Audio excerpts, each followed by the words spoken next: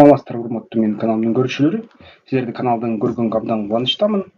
Ушул кичине жумуштар көп болуп, ар кандай үй-бүлөлүк иштер болуп, анан албетте ушул базар күндөрү видеону жасаганга кичине үлгүрбөй калдым. Ошон үчүн бүгүн чыгарып атам. Бүгүн кеч болсо да бул жумада көрүп койгоңуздар болот.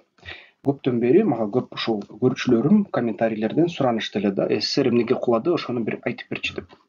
Негизи бул тема аябай көп жолу көптөгөн каналдарда, башка каналдарда орус тилде, англис тилде камтылган, бирок кыргыз тилинде бул жөнүндө абдан аз сүйлөшөт да. Андай болсо дагы баягы кыргыз интеллигенциясы Бишкекте бул теманы чайнап жутуп бүткөн. Бирок дагы эле баягы айыл жергесине элетке жакшы бул маалымат тарай элек да. Кыргыз интеллигенциясы орус тилинде сүйлөгөн себебине ошо так маалымат эмне жөнүндө талкуулашкан, эмне сүйлөшкөнү жеткен жок да ушул жалпы кыргыз жергесине. Ошон үчүн ушул баягы Бишкектеги жалаң орусча сүйлөгөн, кыргызча контентти аз жараткан адамдардын кемчилигин, катачылыгын жапканга аракет кылып жатам. Анткени муну элетке айтып бериш керек болчу. Анткени бул маалымат көп учурда жабык болуп жүрүп, сайттар кезинде жана гезиттер, журналдарда ушундай жашыруун болуп жүрүп, көп нерсе билинбей калган биздин элге. Эми кыскасынан баштайлы. Эмне үчүн СССР урады? Бул жалпы менин жеке пикирим, жалпы мен тапкан маалымат, жеке мындай ой. СССР өзү аябай баягы кулчулук мамлекет болчу. СССРде кулдар бул бүт СССРдин жарандары болчу да. Анткени бул аябай жакшы идеологияга мындай кандайдыр бир мындай түстүү кагазга жакшылап мындай боелгон болчу.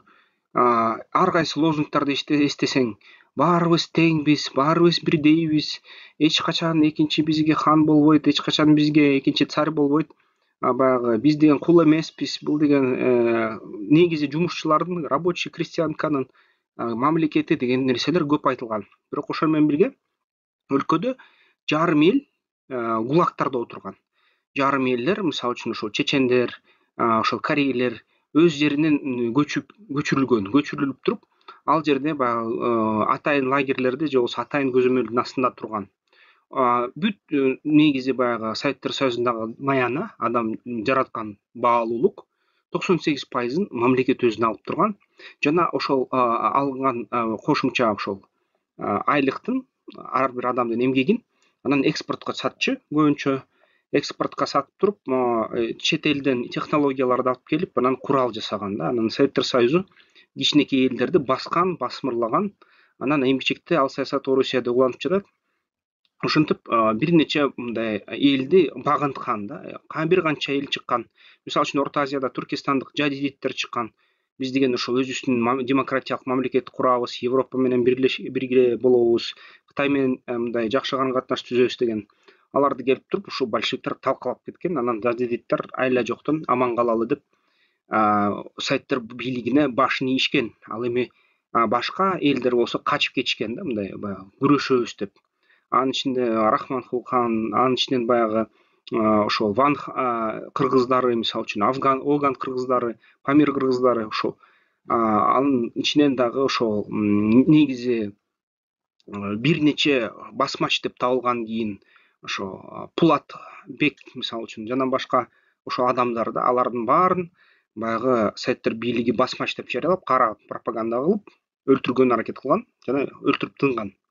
Ошондо элдин баары ушундай кул болуп калган. Бирок кул ким эгерде туура эмес маалыматты түшүнсө, мисалы үчүн элге айтчу да, сен деген теңдиктин мамлекети келатат, теңдиктин заманы келатат.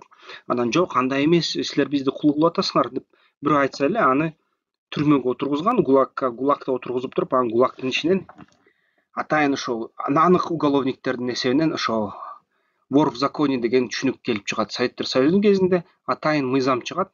Бул деген уголовниктерди колдонуп, уголовниктерге түзмө-түз маалымат берип, жөнөкөй түрмөдө отурган элдерди, гулагдагы элдерди, атайын баягы саясий туткундарды ушул ворлор өлтүрүп, мыкачылап, аябай мазактап, ушинтип жаман башкарып турган да. Керек болсо атайын КГБнын бийлиги менен өлтүрүп турушкан.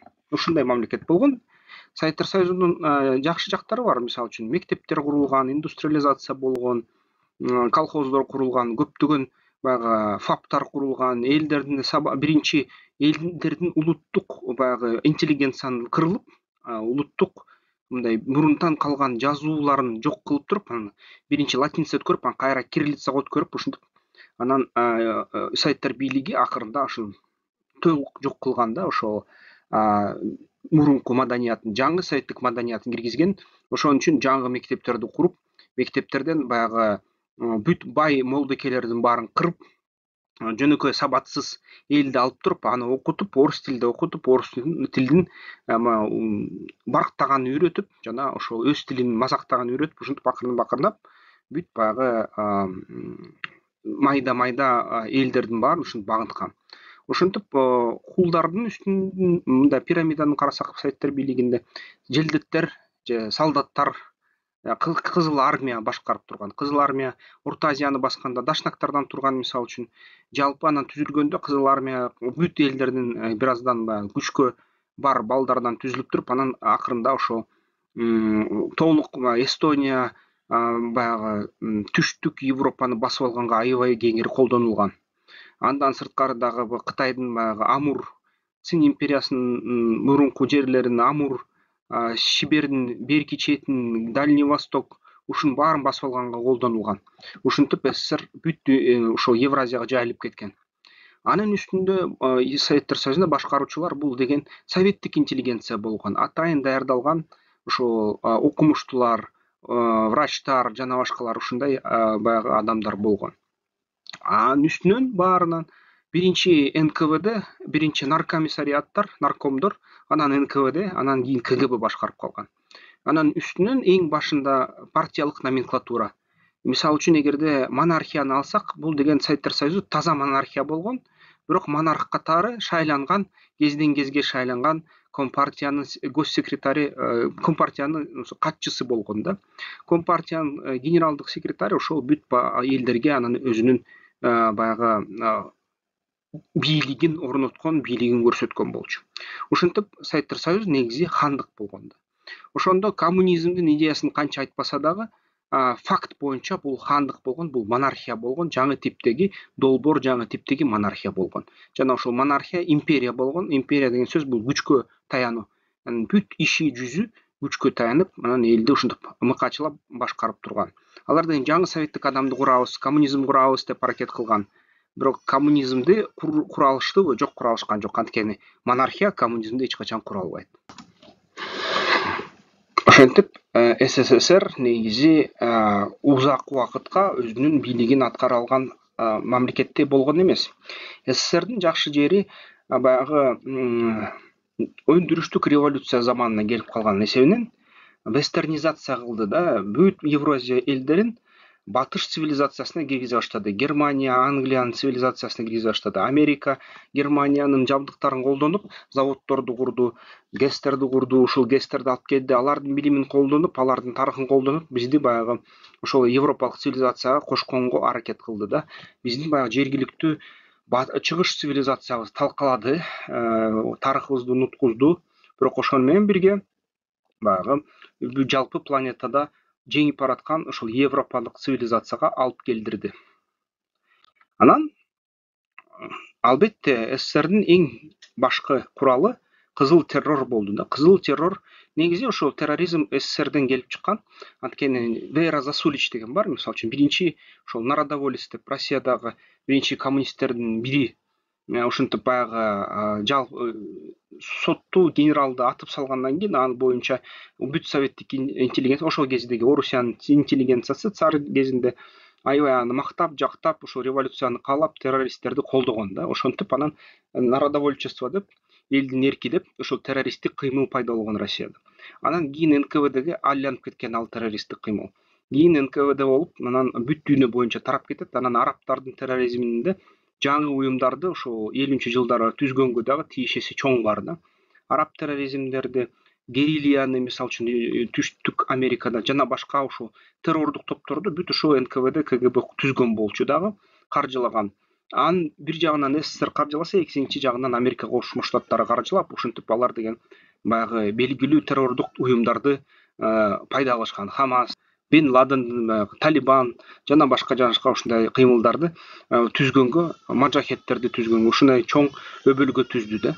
Маджахеттер мисалы үчүн мурунку жадидиттер, мурунку биздин баягы Борбор Азиянын баягы башчыларынан келип чыккан, ошол жадидиттерден келип чыккан, советтик бийлигине каршылык көрсөтөбүз деп аткан балдардын урпактары да, баягы ошол адамдардын басмачтары деп Советтер Союзунда айтылган, алардын урпактары болгон маджахеттер.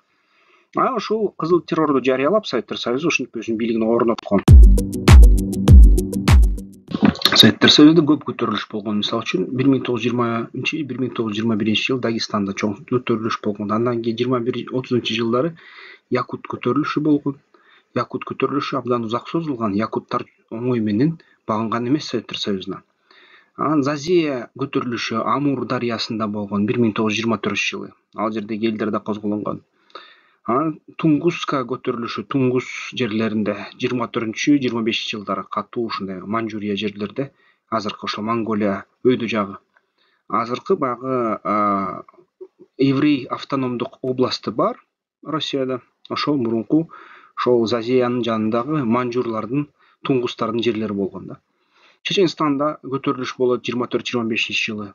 Анан чечендерди баягы Сталин көчүрүп салат Орто Азияга. Грузияда көтөрүлүш болот 1924 жылы. Аяктан да депортация кылынат канча грузиндер. Сары суу Созак көтөрүлүшү болуп, мисалы Жамбыл областында, Казакстанда азыркы 28-30 жылдары. Малетиндик көтөрүлүш Сибирде болот 29-32 жылдары. Бул деген баягы Сибирге жиберилген ошо Советтик Союзуна каршы чыккан элдердин ушундай туткундардын көтөрүлүштөрү болгон. Борисовду качкачылык козголгон болот 30-жылы, так ошол эле ГУЛАГ системасында. Конфедералисттик кыймыл 30-жылдары болот ушундай катуу Сибирде дагы.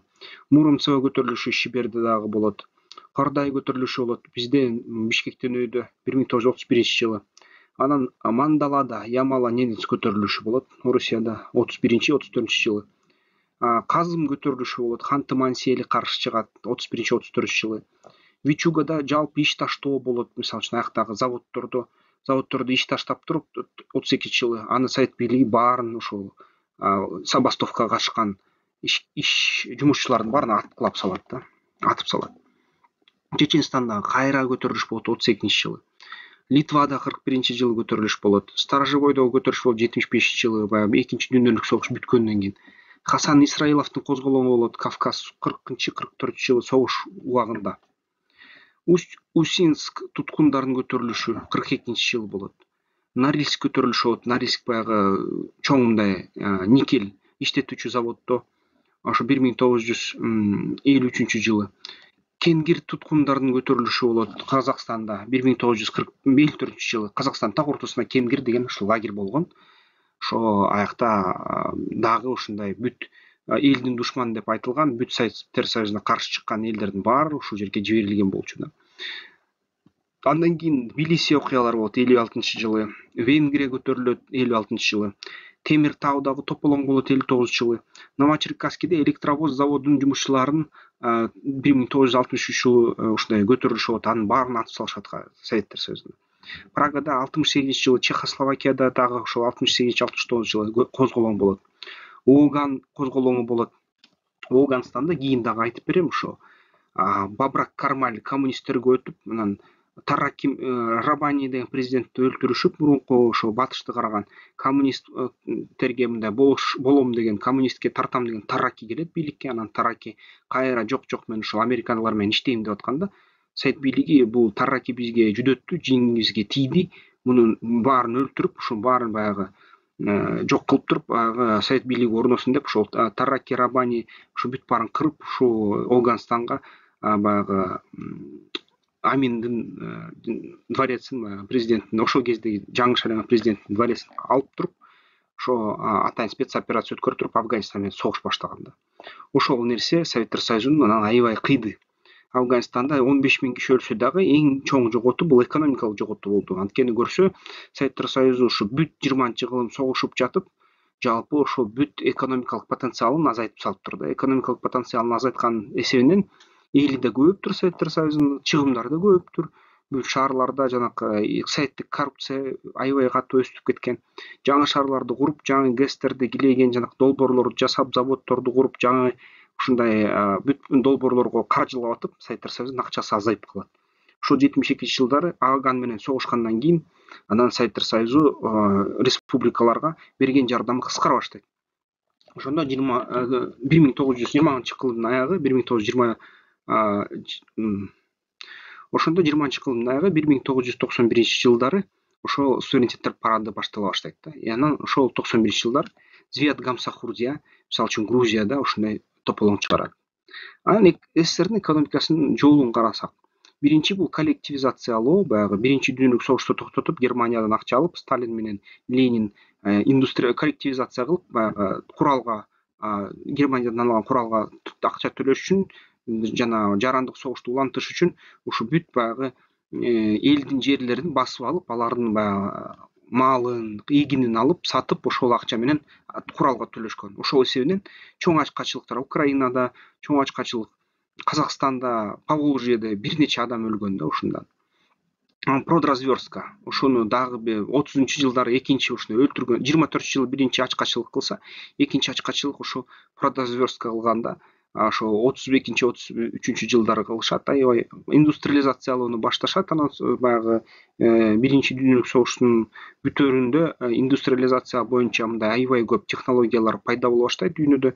Ошондо баягы Совет бийлиги бүт эгиндерди сатып, бүт баягы малдарды сатып, элдерди тоноп, Советтер элдерин ал байлыктарын сатып, анын акчага ушул жаңы технологияларды алып келгенге аракет кылып, жаңы заводдорду Америкаларга, Фордко жана башка ошол Чикаго ишкерлерине, өндүрүшчүлөрүнө, Германия өндүрүшчүлөрүнө бүт ушул алып келип салдырат заводдорду. Бирок ошону менен бир нече ачкачылык, ошол 24-22 жылы ачкачылык, ошол 31 жылы ачкачылык, 33 жылы ачкачылыктар, ошол ачарчылыктар ушул болуп кеткен да. Анан ошо Советтер Союзу 40-жылдардын аяктарында Самотлор нефть чыгарган ушундай жерди табышат. Самотлор ачылгандан кийин аяктан бул Татарстандан жери нефтке бай экен. Кийин Советтер Союзунун бүт нефти ошол Самотлордун көбүнчө чыга баштайт. Кавказ, анын ичинде Азербайжан, Баку, Жейхан, анан ушул баягы Сибирдеги ошол бүгүнкү күнү азыркы бай деп айтылган Сибирдеги Штокман нефть кендери бар да. Ошол кендерди чыгарып, анан бүт дүйнө боюнча нефтин сатып, нефтин баасы өсүп дүйнө жүзүндө, ошондон акча алып, ошондон жанакындай космоско учуруп, ошондон республикаларга баягы нан жиберип, ушундай сырттан сатып алып, Советтер Союзу анан ушул нефтке көз каранды болуп калат. Советтер Союзу менен аябай катуу согушуш үчүн, тирешиш үчүн ОПЕК жаралат да. Баягы батыш өлкөлөр ошол Иран булугун алып туруп, Персидский залив, ошол жерден негизи нефттин аябай чоң запастары табылып, Иран менен аябай жакшы карым-катнашта болуп, батыштар жана араб өлкөлөрү менен жакшы карым-катнашта болуп, Советтер Союзунун күчүн азайтыш үчүн ушул баягы ОПЕКти түзгөнгө барышат да. Ошол ОПЕК Советтер Союзунун эң чоң душманы болуп калат да бир кездерде. Ошол ОПЕК менен Советтер Союзу бүгүн ОПЕК менен Орусия аябай катуу тирешип жатышат кездерде. Ошол жерде Брежнев уктап калып деген застой болуп калат. Советтер Союзунда застой болгондо технологиялар өнүкпөй, жакшы сатылбай, эч жака экспорт чыкпай, акча мындай жаралбай, элдерде жумуш жок, бүт баары Советтер Союзунда баягы хрущевкалар, ошол Брежневкалар курулду. 101-104 сериядагы квартиралар курулду. Элдер көбөйдү, элдер бир аз баягы тынчыды, согуштар бүттү, адамдарды өлтүрүү азайды, бирок мындай анча көп деле азайган эмес, бирок азайды да. Негизи мурункудай болбой. Анан эл деген эмне кылаарын билбей, Брежнев уктап калды деп, экономика эч кандай мындай жаңы окуяларга бай болбой, элдер аябай катуу арак иче баштады. Эркектер аябай баягы солго бара баштады да, баягы жашоосунда максат таба албай. Арак иче баштады жаман. Ушул жерден застой деген эсибизде бар. Ошол жерде баягы көп үй бүлөлөр түзүлдү. Бүгүнкү күнү биздин баягы ата-бабаларыбыз, ата-энелерибиздин ушул үй бүлөлөр так ошол жер маалда түзүлө баштайт. Перестройка башталат. Горбачев келип перестройка кылып туруп ал деген дүйнө жүзүн карап туруп түшүнөт. Кытай ушул кезде так баягы капитализмге Дэн Сяопин бийликке келип капитализмге кайрылып кетет. Анан Советтер бийлиги аларды силер эмне акмаксыңар, силер эмне ушу коммунизмден капитализмге катыштыңар деген дооматтарын айтса, Кытайлар айтат, мышык карабы акпы, эгерде чычкан кармаса ошол эле жакшы деп. Ошондо баягы капитализм колдонобузбу, социализм колдонобузбу, эгерде элдин курсагын тойгузсак ошол эле жакшы деп айткандыгы да. Ошон үчүн баягы капитализмди көрүп Горбачев кой бизде баягы Советтер Союзунун ачкабыз бар, застой болуп атат, эчтеке өнүкпөй атат. Бизди акырындап капитализмге өтүп көрөлү деп жаңы кооперативдер түзгөнгө уруксат берет. Ушул жерде мурун эгерде баягы Советтер Союзунда ишкерчилик үчүн түрмөгө отургузса, кадимки ишкерлерде ушул перестройка кезинде алгачкы жолу кооперативдер пайда болот. Кооперативдерге ишкердик иштерди алып барууга уруксат берилет. Ошол жерде андан баягы нефть арзандап баштаганда анан акырында Советтер Союзуна акча калбай калат. Акча калбай калып туруп Советтер Союзунун баягы сырттан эгин алганга, Канададан, Америка Кошмо Штаттарынан эгин алганга күчү жетпей, мындай акчасы жетпей, анан Советтер Союзу республикаларга акча жибербей калат. Республикаларга акча жибербей калгандан республикалар 15 республика баары баягы атырылып, эмнеге ушинтип атасыңар, эмнеге бизге акча келбей атат, бизден маянасыз отурабыз, нансыз отурабыз, элибизге төлөй албай атабыз, пландык экономика, биздин товар Москвага сатылбай атат, башка өлкөлөргө сатылбай атат. Эмнеге ушундай деп ызылдап баштаганда анан ушул Горбачевдун башы ооруп, анан акырындап партиялык номенклатура эң башкысында турган Советтер Союзунун башчылары тарап кеткилечи энеңдер айыңдар деп ушундай тарап кеткенге мындай жол берет да. Ошондо алгачкы жолу ошол негизи Советтер Союзунун урашынын боюнча сөздөр, аябай катуу сөздөр пайда болот. Ошол жерде баягы Желтоқсан Казакстандагы 1986-жылы каршы чыкканда ошо спецназаларды сапердук лопаткалар менен кескилеп өлтүрүп салат да. Ошол эле кезде баягы Кыргызстанда 1985-жылы алгачкы ошол ДДК демократиялык кыймылдар пайда болуп, өлкөбүздүн баягы бүгүнкү көрүнүктүү аксакал болуп калган саясатчылары ошол кезде жаш балдар да, 18-17 жашар балдар. Ошолор алгачкы жолу Советтер бийлигине каршы чыгып, баягы мамлекеттик, улуттук мамлекет түзөбүз деп ошол жерден анан алгачкы кыламдарды кылышат. Ошондо негизи СССРдин башкаруусу, Евразияга башкаруусу мына көрүп атасыңар, СССРдин картасы да, Евразиянын картасы. Евразиянын картасынын могул кара менен бөлүнгөн сызыкты алсак, сызыктын ичиндеги бүт баары бул түрк тилдүүлөр, кошумча дагы жакуттар дагы ушул түрк тилдүүлөр, сахалар. Анан ошол сахалар жана ошол түрк элдер бүгүнкү Орусиянын жана ошол жерге, ошол замандагы Советтер Союзунун негизи кескин жарымынан көп элин түзгөн. Ошон үчүн бул элдер өзүнүн улуттук кандайдыр бир сезимин козгоп, өзлөрүн бир эл катары сезип кетпесин деп Советтер Союзунда 1944-жылы согуш болуп аткан кезде 9-августта ошол ЦК КПСС татар партиялык уюмуна массалык саясий жана идеологиялык иштерин абалы жана жакшыртуу чаралары жөнүндө токтому чыгарышкан. Муну бул жерде жакшы бир Владимир Захаров деген Орусиянын профессору жазган, Черномор Каспий региондордо ошол. Алар Сталин түрк жана Кавказ элдерине карым катнаш боюнча статья жазат. Мен ошол видеодо ага мындай шилтеме берем. Ошол статьянысында ушул түрк элдеринин тарыхын жоготкула деген сөздөр болот. Түрк элдеринин тарыхын бурмалагыла деген чечим чыгарат. Ошондо түрк элдеринин тарыхын бурмалап, бизди ушул иритип ширитип, ким ошол тарыхта сактанам десе, алардын баарын эл душманы деп туруп гулактарга жиберип, Сибирге же дагы сүргүндөргө жиберип, согушка жиберип, ушундай ар кандай иштер башталган болчу. Жана ал иштер эмгичекте ошол Советтер Союзу урап, азыр Орусия турат. Эмгичекте ошол иштердин издери байкалууда да, аракеттери уланууда.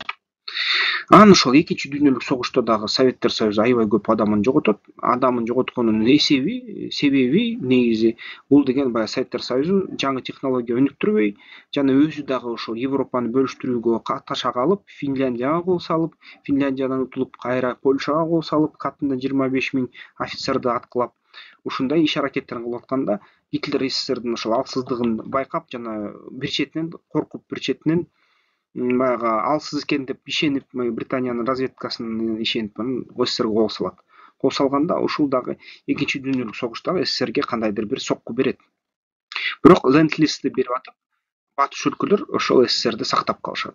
Ленд-лизди берген соң, согуш бүткөн соң СССР берген жардамына түкүрүп, дүйнө жүзү боюнча жаңы амбицияларды көрсөтө баштайт. Ал амбицияларын батыш өлкөлөр баалабай, анан Фултондагы ушул Черчилль, Рузвельттердин айткандары ошол Орусия же болбосо СССР бул деген дүйнө жүзүнүн эң мындай жаман нерсесинин, эң мындай ажал тажал мындай жамандык нерсесинин эң негизги ошо борбору деп жарыялашат дагы. Анан ушул коммунизм менен демократиянын согушу башталат.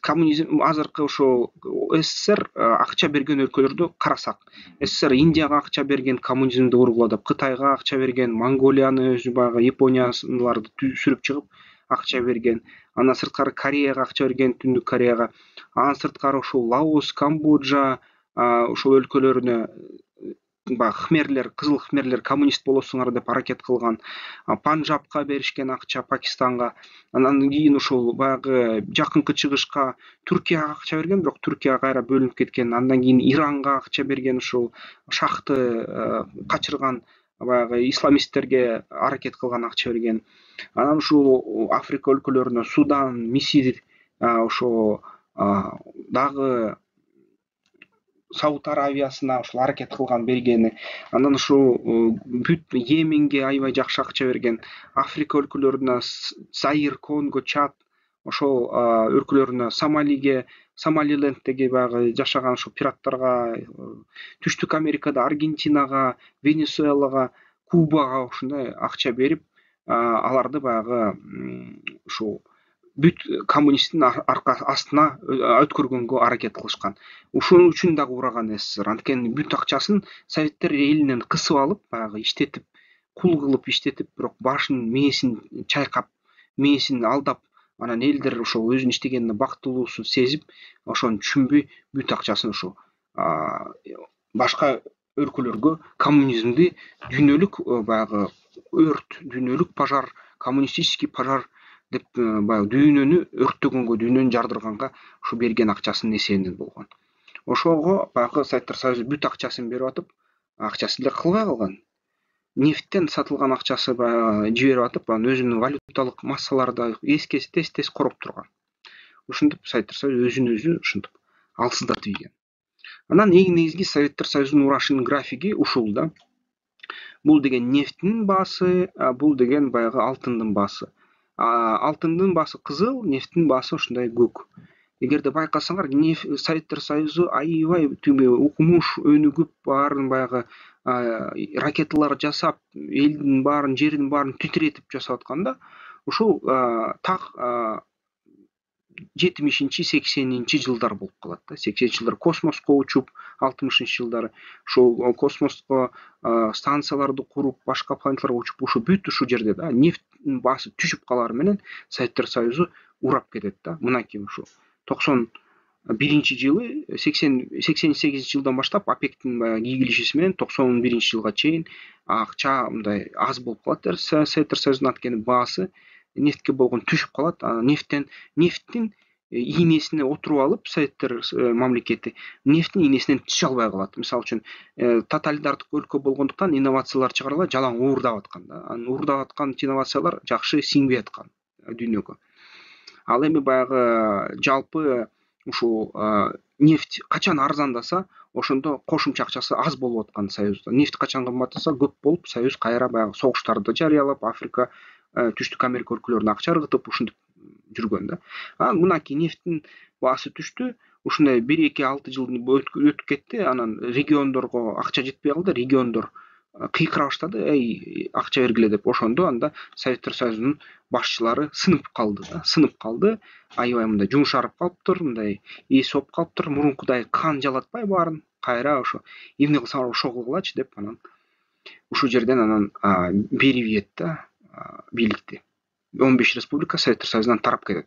Татарстанды таратпайт, Татарстанга күчү жетет, анткени Татарстанда самотлор нефть мындай кени бар болчу, бар эмче бар, абдан чоң кен, ошон үчүн аны колдон кое бербейли деп. Так ошондой эле нефть кени Кавказда бар болчу да, Чечняда. Ошону да кое бербейли деп, Чечняда суранса, мындай көз карандысыздыкка, ага жол бербей, Татарстанга жол бербей, эгер Азербайжан качып кеткенде Азербайжан Карабах согушун ачып, ушундай ар кайсы Молдова качып кеткенде Молдовага аякта Приднестровье согуш ачып, ушинтип анан баягы Кыргызстанда баягы алгачкы козголонгон үчүн ошо Ош куугалаңын, Ош окуяларын жөнөтүп, өрт жүгүртүп, ушинтип НКВД өз бийлигин сактаганга аракет кылып, анан акырында талкаланганда, ураганда СССР Россиядага өтүп кетти. СССРдин көп баягы байлыктары. Анан Россияда нефттин баасы кескин өйдө чыгып кеткенде, ушул $100 чейин барып калганга, Россия анан өзүн кайра Советтер Союзун жыйнайбыз деген амбицияларын чыгара баштады. Анан ошо билесиңер, Грузияга кол салды, ошо акырындап Чечняга кандуу, Сирияга кол салды, Ливияга жардам бергенге аракет кылды, кайра мурунку баягы Советтер Союзу берген ушундай өлкөлөргө. Анан бизге дагы баягы бизде козголоң болуп революциялардын биринен арты бири болуп атса, 2010-жылдын мындай окуяларына тиешеси бар деген сөздөр бар. Баягы бизди кайра ошол Кремльге көңүлүбүздү бурдурганга, анан бүгүнкү күнү кайра эле ошол Кремльге көңүлүбүздү бурдурду. Негизи биз ушу Орусиянын сателлити деп айта алабыз да, вассал сателлит деп аталат. Анын кармагындабыз мындай айтканда. Анан стратегиялык партнер деп жарыялайбыз, мындай кандайдыр бир баш ийебиз да. Ушундай болуп калды. Нефть кайра түшүп атканда, азыр кайра $50 барып калды. Азыр кайра башкача да нерсе. Негизи ушул Советтер Союзун ураткан бул нефть ийнесине отуруп алуу, инновацияларды өнүктүрбөө болду.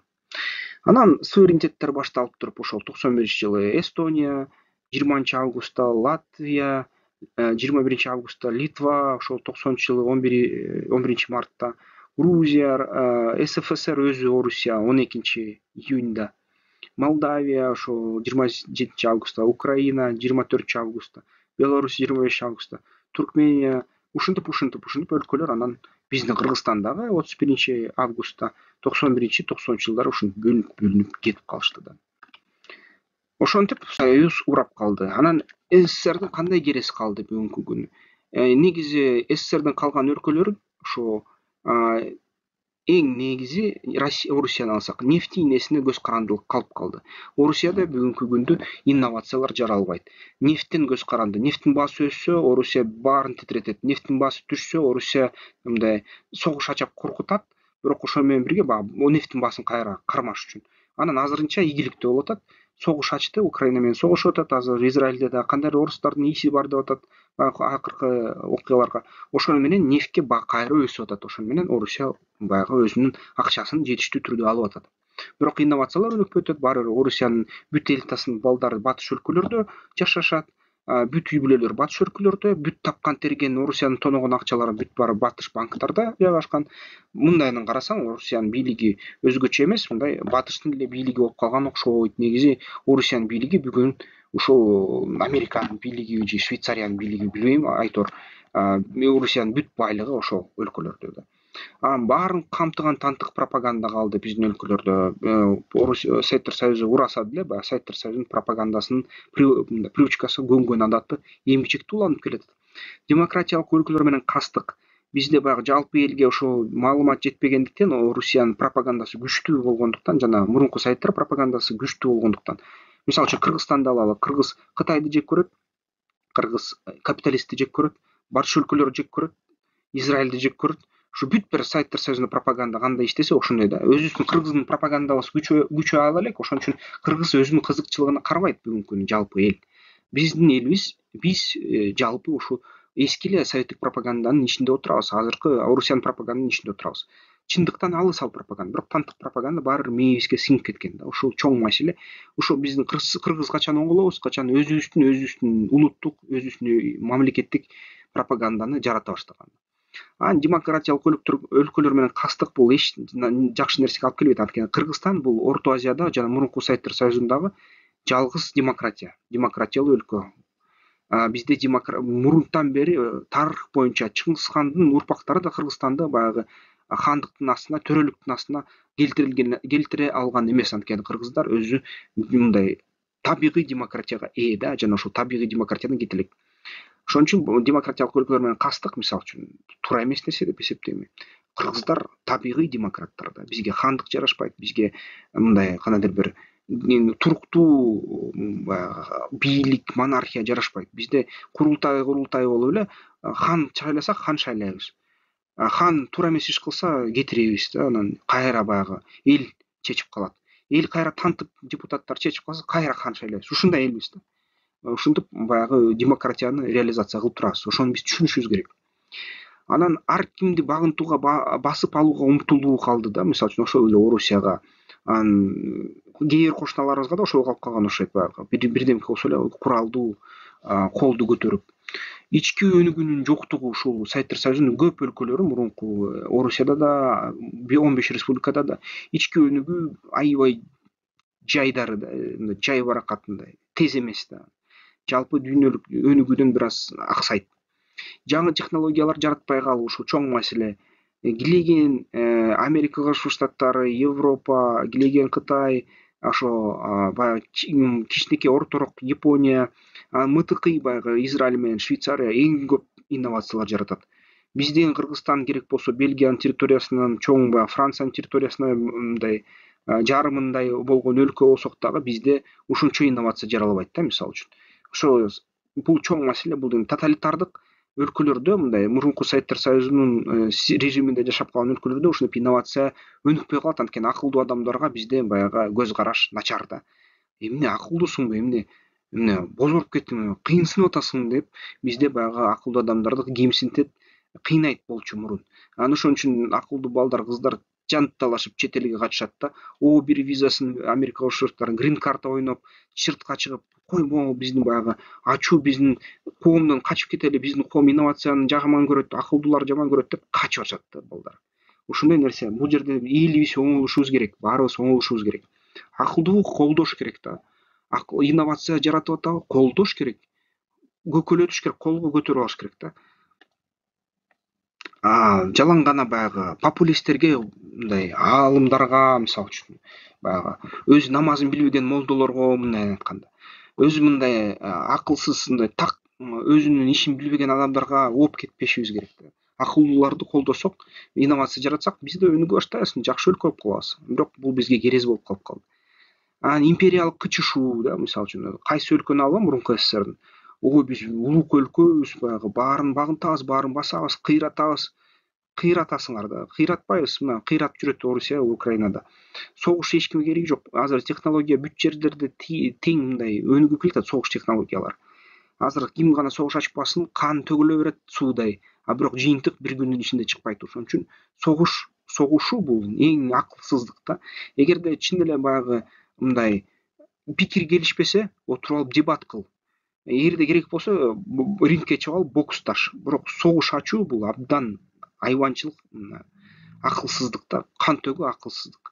Адамзат бир заматтын ичинде жок болуп кетет. Ошол жок болуп кетпеш үчүн Илон Маск айткандай кайра башка планеталарга чыгуу технологияларын иштеп чыгыш керек. Бири-бирибиз менен согушуп отурбай. Анан СССРдин дагы чоң бир керези бул жалпы коррупция да. Жалпы коррупция бул абдан чоң маселе да. Бизде да бар, бүт СССР өлкөлөрүндө да бар. Керек болсо баягы дүйнө жүзүнө да ушундай дарт болуп тарап, баарын ушуну оорутуп, баарына жугуп, ушундай жугуштуу нерсе экен, жугуп баарына кетип баратат да ушул коррупция. Коррупция жок болсо өлкө өнүгөт да. Эми Евразиянын келечеги кандай болот? Евразиянын келечеги же ушундай болот. Азыркы заматта көрүп атасыңар, 3-дүйнөлүк баштап калганга аз калды. Же мындай болот. Чоң Кытай пайда болот да, ошондо Кытайдын эски картасы боюнча Чин империясынын ичине Кыргызстандын жарымы кирип калып атат. Казакстандын кескин бөлүгү, Монголия бүткүл, Байкөл, Орусиянын ушул Саха жерлери, алыскы восток, ушул Биробиджан бүт баары ушул жерге кирип кетип атат да, мисалы үчүн.